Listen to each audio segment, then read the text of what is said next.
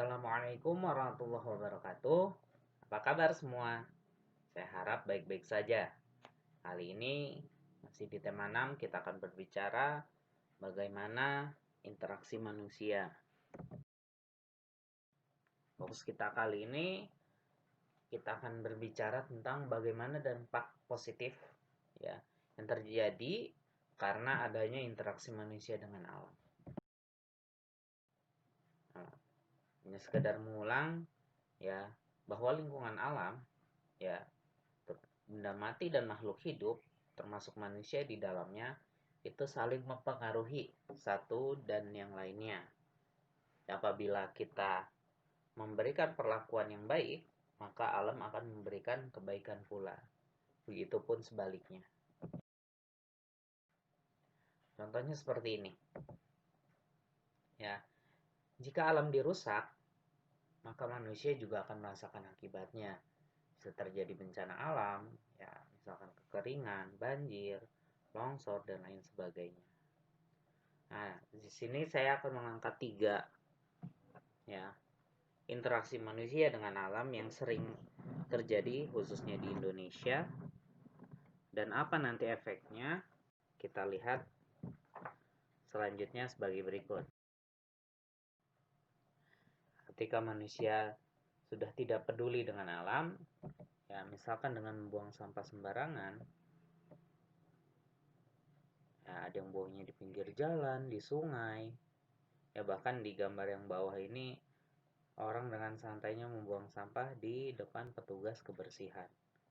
Ya, ketika manusia sudah tidak peduli dengan alam, ya, dengan membuang sampah sembarangan, maka yang muncul adalah banjir, ya, wabah penyakit seperti penyakit kulit, diare dan lain sebagainya.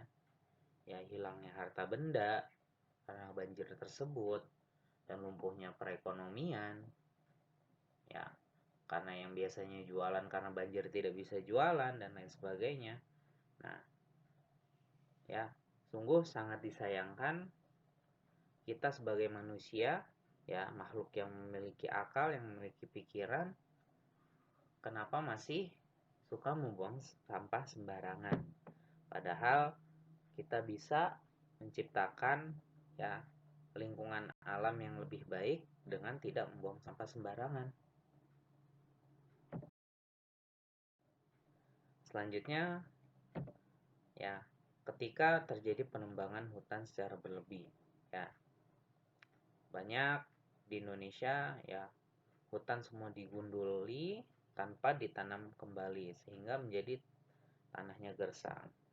Efeknya apa nanti? Satu, bisa terjadi longsor, ya, banjir juga. Tadi ya sumber air itu akan menjadi hilang karena tidak ada penyerap, ya, terus hilangnya habitat. Makanya ada beberapa kasus ya gajah masuk ke perkampungan, harimau masuk ke perkampungan. Kenapa?